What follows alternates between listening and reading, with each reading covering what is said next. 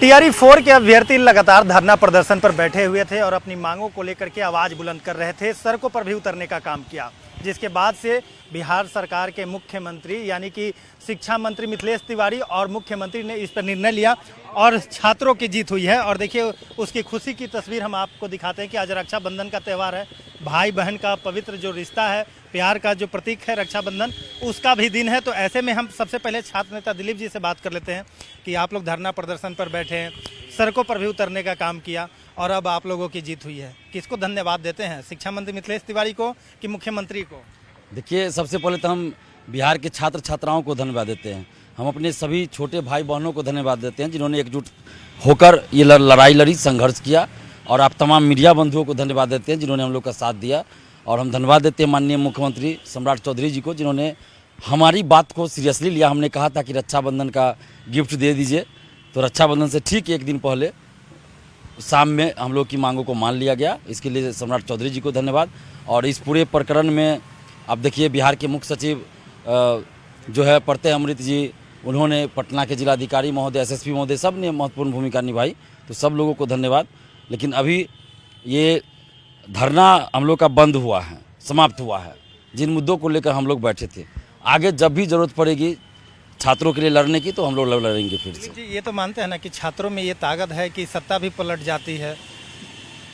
दिल्ली में भी देखने को मिला था और ये रक्षाबंधन पे तोहफा तो मिला है, लेकिन एक व्यंग के कारण बीपीएससी के अधिकारी को भी जाना पड़ा, ये भी चीज़ मानते हैं।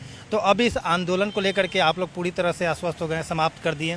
लेकिन किसी तरह के अगर आगे भी किसी तरह के कोई भी मामला उठता है तो आगे भी इस तरह की लड़ाई आप लोग लड़ेंगे? जी बिल्कुल लड़ेंगे। और जिस अधिकारी के बारे में आपने अभी जिक्र किया कि उनको हटा दिया गया, तो आप जिस दिन उन्होंने वो मुहावरा कहा था गलत अर्थ में, तो हमारे ही मंच से हमारे इन साथियों ने, शहबाज है, नवीन है, दीपक है, शंकर है, रवि रंजन है, इन लोगों ने उठाया था कि उनको हटाया जाए। और मुश्किल से 2 घंटा हुआ होगा, उस मंच से आवाज़ उठाई इन लोगों ने और 2 घंटा के अंदर उनको हटा दिया गया।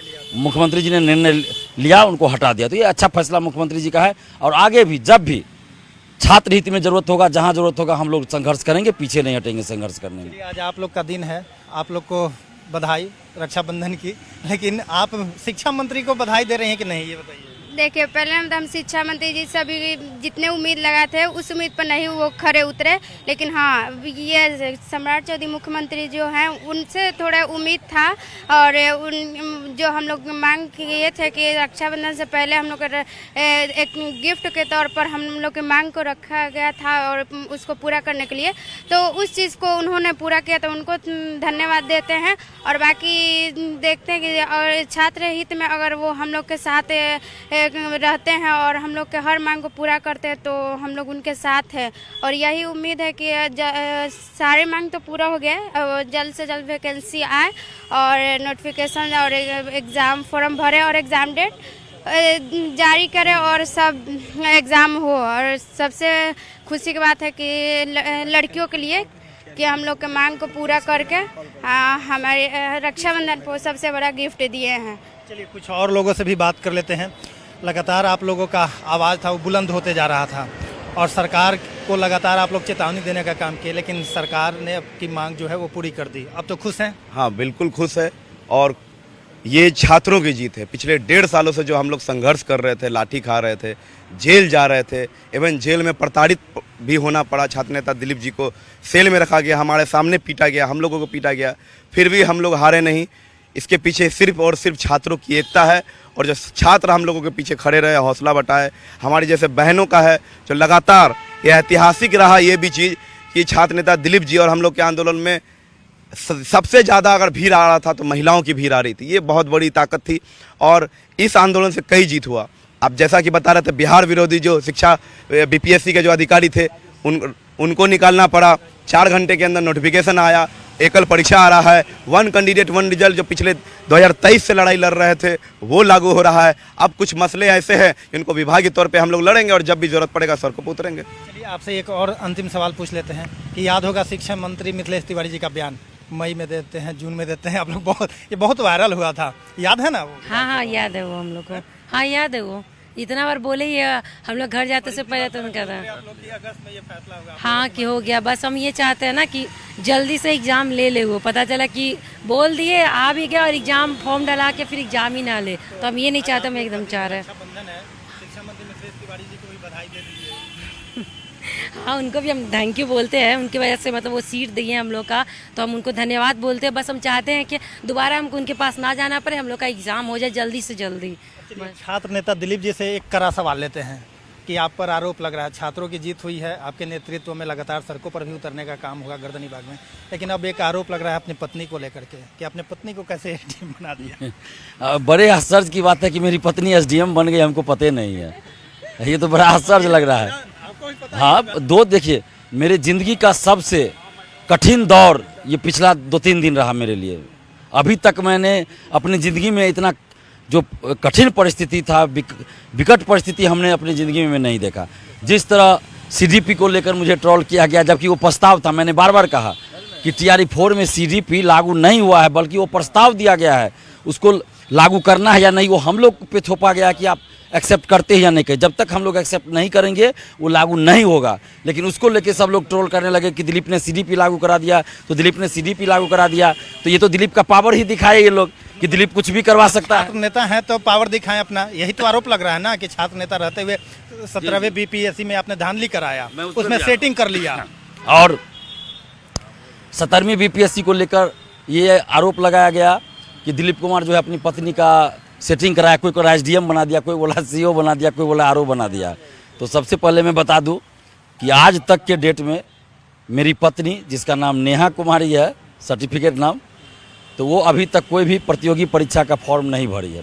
ठीक है, और ऐसा नहीं है कि डायरेक्ट एसडीएम बन जाएगी, ये तो नहीं हो सकता है। अगर होता भी तो हम ऐसा नहीं करते।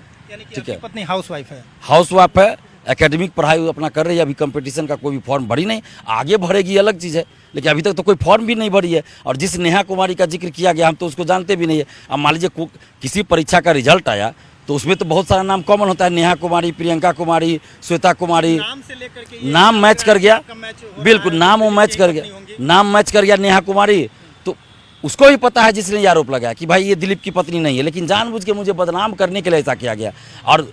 और सबसे बेशर्मी की बात है कि पटना के कुछ कोचिंग शिक्षक जो मीडिया में आके, यूट्यूब पे आके तरह तरह का एकदम दिखाते हैं कि हम ये है वो है, बड़े नाम है, और वो सब इस तरह की बात कर रहे थे। आपको बदनाम करने की कोशिश की जा रही है, इसको लेकर के आप आगे भी मांग करेंगे सरकार से कि कार्रवाई हो, चाहे जांच हो, जो आरोप लग रहा है कि हाँ? हम तो कह रहे हैं कि ऐसे लोग जाके साइबर थाना या ईओयू में जाके केस कर दे, ताकि हाँ हम पे कर दे कि दिलीप कुमार ने अपनी पत्नी का सेटिंग कराया है, तो कम से कम इसी बहाने पूरे एग्जाम की जांच हो जाएगी। नहीं तो हम जाते हैं साइबर थाना, ये लोग पे केस करेंगे। और नेहा कुमारी जो हैं, जो अधिकारी बने, ये तो आपको बिल्कुल धूमिल, हम तो करेंगे, एफआईआर करेंगे हम। छात्रों के हित में लगातार उतरते हैं, मांगों को बुलंद करते हैं, और अब पत्नी पर ये आरोप लगा करके ये आपके नाम को धूमिल किया जा रहा है, ऐसा लग रहा है ना? साइबर थाना हम जाएंगे और केस करेंगे, ऐसे लोगों पे छोड़ेंगे थोड़े, हम केस करेंगे। जिन लोगों ने भी ये आरोप लगाया है उन सब पे एफआईआर होगा, क्योंकि ये व्यक्तिगत जिंदगी की बात हो गई। मेरी पत्नी को बीच में लाया गया, अगर सिर्फ मेरे ऊपर आरोप रहता तो कोई दिक्कत नहीं था, हम छोड़ देते, लेकिन मेरी पत्नी को बीच में लाया गया। एक महिला को अपमानित किया गया, वो नेहा कुमारी, जो हो सकता है हमें नहीं पता मैरिड है या अनमैरिड है, मुझे नहीं पता, लेकिन वो किसी की बहन है, किसी की बेटी है, और उसको अपमानित कर रहे हैं और मेरी पत्नी बता रहे हैं। दिलीप जी के नाम को लेकर के ये ऐसा फैलाया जा रहा है सोशल मीडिया। देखिए हाँ बिल्कुल, ये नाम मैच कर गया तो इन लोगों को एक मौका मिल गया। बिल्कुल, जब हम चुनाव लड़े थे उसमें बायोडाटा में देख लिया कि नेहा कुमारी नाम है इनकी पत्नी का, और नेहा कुमारी नाम से रिजल्ट में देख लिया कि एक नाम है, तो जोड़ दिया कि दिलीप की पत्नी है। पूरे तरीके से आश्वस्त है ना, छुपा नहीं ना रहे हैं? मतलब ऐसा नहीं है कि पत्रकार से मीडिया में आने से कि नहीं फिर ऐसा हो जाएगा, ऐसा नहीं ना है? क्योंकि अभी आप बोले हैं कि हाउस वाइफ है तो कंफर्म है, नहीं तो आपके ऊपर भी जांच बैठेगा। हम तो चाहते हैं जांच बैठे, हम चाहते हैं खुद जांच बैठा दिया मेरे ऊपर, हम तो चाह रहे हैं कि मेरे ऊपर जांच बैठा दिया जाए, हम तो मांग कर रहे हैं सरकार से, और जो लोग आरोप लगा रहे हैं वो लोग जाके एफआईआर करें। पानी होना चाहिए। नहीं, इसी बहाने कम से कम 17वीं की तो जांच हो जाएगी ना, 17वीं की जांच हो जाएगी, जिसके लिए अभ्यर्थी लगातार प्रयास कर रहे हैं। तो सबसे पहले मेरे ऊपर एफआईआर कर रहे हैं, हम तो चाहते हैं। और जो दिलीप कुमार डीएसपी के पद को ठुकरा दिया, एसडीएम के पद को ठुकरा दिया, डायरेक्ट ऑफर मिलता था कि एसडीएम बना देते हैं, डीएसपी बना देते हैं, क्यों पेपर लीक उजागर करते, क्यों आंदोलन करते, वो दिलीप कुमार क्या लगता है कि जो खुद नहीं बना वो अपनी पत्नी को बनाएगा? चलिए, तो ये छात्र नेता दिलीप जी हैं और इनकी पत्नी को लेकर के जो सोशल मीडिया पे चल रहा है, इन्होंने स्पष्ट रूप से कह दिया कि हमारी पत्नी जो है वो हाउस वाइफ है। अगर किसी को भी अगर किसी तरह का शंका है वो जा कर के केस करे, जिससे कि दूध का दूध और पानी का पानी हो जाए। कैमरामैन प्रदीप के साथ नीरज कुमार, कशिश न्यूज़, पटना।